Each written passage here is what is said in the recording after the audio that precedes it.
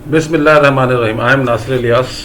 आज जो हमारा टॉपिक है वो chapter number 13 second year physics current electricity के एमसीक्यूज जो पास्ट ईयर्स में आते रहे हैं उनको हम डिस्कस करेंगे। ये हमारे एमसीक्यूज हमने सेलेक्ट किए हैं सप्ली के पेपर से, एनुअल के पेपर से और मुख्तलिफ 20-25 सालों के पेपर से जो चैप्टर 13 के एमसीक्यूज आए हैं। अच्छा जी, आज हमारा जो टॉपिक हम स्टार्ट कर रहे हैं एमसीक्यूज उसके, हमारा पहला एमसीक्यूज है। ये कहते हैं when a resistor carries a current I and the power dissipated bye it's SP. अगर हमारे पास करंट उसमें हो जाता है आई और पावर डिसिपेटेड होती है P, if the same current register carries the current of 3i। आपको ये पता है कि पावर बराबर होती है वी आई के, रेजिस्टेंस कांस्टेंट रखनी है इसमें, पावर बराबर होती है वी मल्टीप्लाई बाय आई के। तो हमारे पास अगर आई 3 गुना हो जाए तो हमारे पास पावर डिसिपेशन क्या हो जाएगी, पावर डिसिपेशन भी 3 टाइम्स बढ़ जाएगी। तो इसका राइट ऑप्शन हमारे पास 3p होगी। 1 kilowatt R is equal to, 1 kilowatt R का मतलब ये होता है कि 1 किलो वाट के अंदर 1000 मल्टीप्लाई बाई आर के अंदर 3600। तो 3600 को हम 1000 से मल्टीप्लाई करते हैं तो 36 एक्सपोनेंट 10 की पावर 5 भी ले सकते हैं और 3.6 एक्सपोनेंट 10 की पावर 6 भी ले सकते हैं। तो राइट ऑप्शन 36 एक्सपोनेंट 10 की पावर 5 है। ठीक है जी। If the wire of a uniform area of cross section is cut into 2 equal parts, its resistivity of each part will be. Resistivity में हमारे पास लेंथ से कोई फर्क नहीं पड़ता, ठीक है, एरिया ऑफ क्रॉस सेक्शन से कोई फर्क नहीं पड़ता, क्योंकि रेजिस्टिविटी की डेफिनेशन ये कहती है एक ऐसे वायर की रेजिस्टेंस जिसकी लेंथ 1 मीटर हो और area of cross section 1 metre square हो। तो चाहे 2 हिस्सों में काट दें 3 हिस्सों में, तो रेजिस्टिविटी कांस्टेंट रहेगी। The rate of transfer of charges called, क्या कहलाता है, rate of change of transfer of charges called electric current.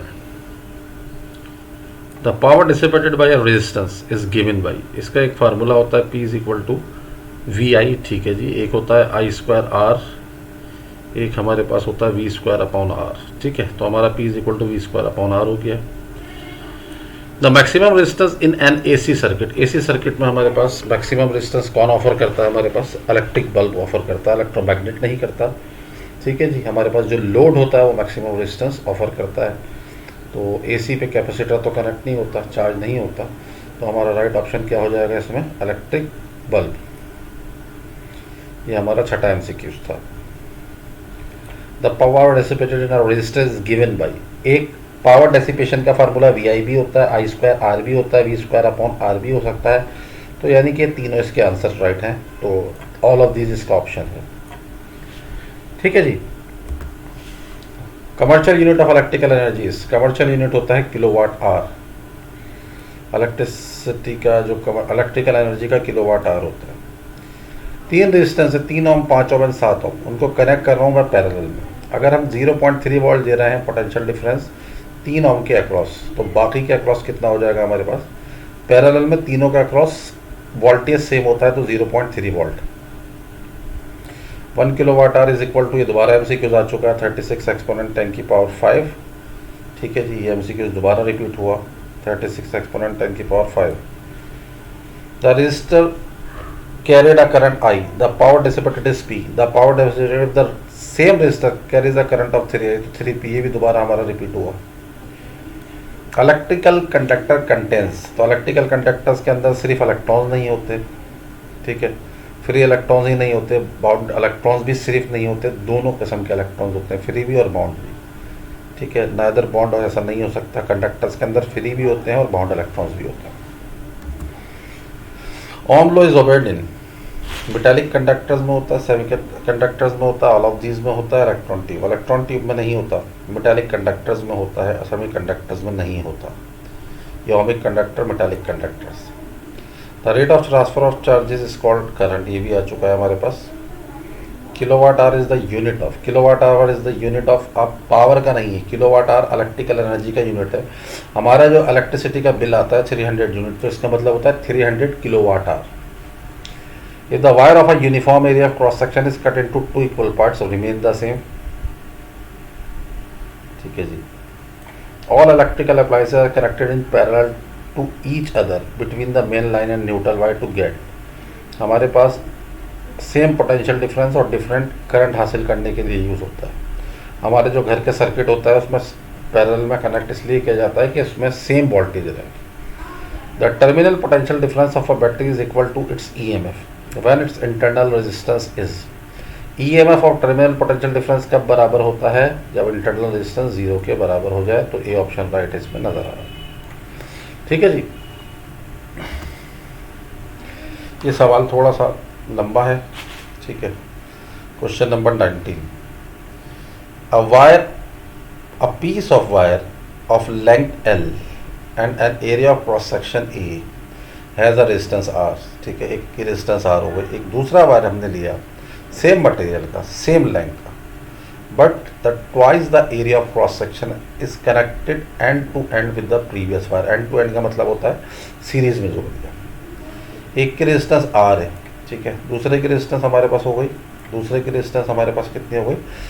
अच्छा, रेजिस्टेंस का जो फार्मूला होता है ना वो होता है R is equal to rho l upon a. दूसरी जो रेजिस्टेंस है उसमें उसका एरिया हो रहा है डबल। जब एरिया डबल हो रहा है तो रेजिस्टेंस हो गई हाफ। तो अगर एक की रेजिस्टेंस हो रही है R और दूसरे की रेजिस्टेंस हो रही है हाफ R, दोनों को जब हम ऐड करेंगे R प्लस हाफ R तो ये हो जाएगी तकरीबन 1.5 R, यानी कि 3/2 R। इसका राइट ऑप्शन हमारे पास आ गया 3/2 R के बराबर।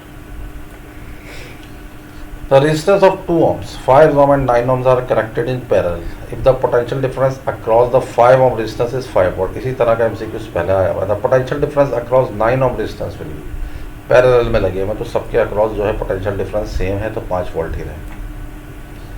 All electrical appliances are connected in parallel to each other between the main line and neutral wire, क्योंकि डिफरेंट करंट और सेम वोल्टेज हासिल करने के लिए। तो राइट ऑप्शन हमारा सी होगा। 3 इक्वल पार्ट्स में काट दो तो रेजिस्टिविटी सेम रहती है, 2 में काटो 3 में। The EMF of the 3 cells each of 2 volt is in parallel way. ठीक है, the EMF of 3 cells each of 2 volt in parallel way, parallel में वोल्टेज सेम रहता है तो 2 वोल्ट ही रहेगी। ठीक है जी। In the relation I is equal to k V, I is equal to k V. K V किसके बराबर होता है? के किसको कहते हैं? के कहते हैं कंडक्टेंस को कहा जाता है। ये ओम्स लॉ में आता है इनिशियल फॉर्म कि के इज द कंडक्टेंस और के का अपोजिट होता है resistance. The electrical energy dissipated as a heat in a transistor is given by. Electrical energy हमारे पास पावर बराबर होता है वोल्ट एनर्जी अपॉन टाइम, तो टाइम से मल्टीप्लाई होता है। I² R ये पावर का फार्मूला, V² अपॉन R ये भी हमारे पास पावर का फार्मूला है। ये किसी भी चीज़ का फार्मूला नहीं है, तो I² RT के बराबर होगा।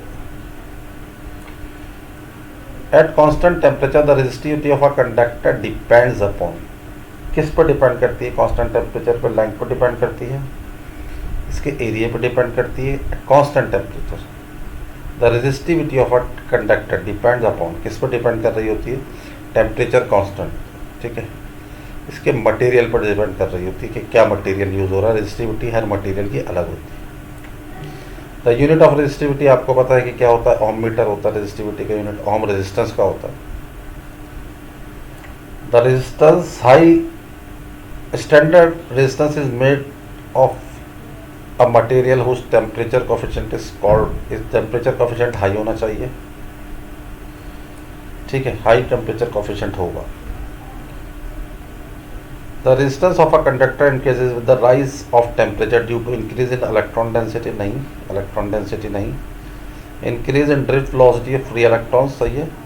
जब टेम्परेचर बढ़ेगा तो हमारे पास इंक्रीज होगा ड्रिफ्ट वेलोसिटी, जिसकी वजह से हमारी रेजिस्टेंस इंक्रीज करती है। A copper wire having resistivity rho is stretched in such a way that its diameter reduces to half of that of its original wire। तो नई रेजिस्टिविटी क्या हो जाएगी? कॉपर वायर को हमने क्या किया, इसकी रेजिस्टिविटी रॉ थी, उसको हमने इस तरह से रिड्यूस स्ट्रेच किया कि उसका डायामीटर 2 हिस्सों में ब्रेक हो गया। ठीक है, तो इसका रिड्यूस हो गया, हाफ डायामीटर हो गया। तो इसकी आपके पास रेजिस्टिविटी क्या हो जाएगी? रेजिस्टिविटी पे क्या असर पड़ेगा? ठीक है, तो रेजिस्टिविटी आपके ख्याल से क्या होनी चाहिए? रेजिस्टिविटी का फार्मूला होता है rho R is equal to rho l upon a. ठीक है जी, ये होता है हमारे पास। अच्छा, अब इसमें क्या कह रहा है हमारे पास कि आपके पास रेजिस्टिविटी पे क्या असर पड़ेगा? ठीक है, रेजिस्टिविटी पे कोई असर पड़ता है डायमीटर के साथ या एरिया के साथ? जब लेंथ से कोई असर नहीं पड़ता तो रेजिस्टिविटी से भी, डायमीटर से भी कोई असर नहीं पड़ेगा, एरिया से कोई असर नहीं पड़ता। Two wires of resistance R1 and R2 are connected in series in a circuit if R1 is greater than R2, heating जहाँ पे ज़्यादा रेजिस्टेंस होगी वहाँ पे ज़्यादा हीटिंग होगी। अच्छा जी, इसमें एक ड्रिफ्ट वेलोसिटी का भी तस्करा है। लास्ट ईयर हमारा फाइनल पेपर में पूछा कि हमारे पास ड्रिफ्ट वेलोसिटी क्या होती है, तो ड्रिफ्ट वेलोसिटी की वैल्यू हमारी बुक में दी हुई है 0.01 मीटर पर सेकंड। ये कांस्टेंट वैल्यू नहीं होती है, वेरी करती है। तो हमें वही लिखनी थी लास्ट टाइम, इस पर पूरी बहस चली कि इसकी वैल्यू तो 0.001 भी होती है, लेकिन जो हमारी बुक में है हमें वही लिखनी होगी। ठीक है जी, इसको यहाँ तक रखते हैं और देखिएगा लास्ट ईयर के आप मॉडल पेपर के MCQs भी देख लीजिएगा सेकंड ईयर के हवाले से, वो भी इम्पोर्टेंट होंगे इस दफ़ा। MCQs जहाँ से भी हो सकते हैं कीजिए आप। ठीक है जी, थैंक यू।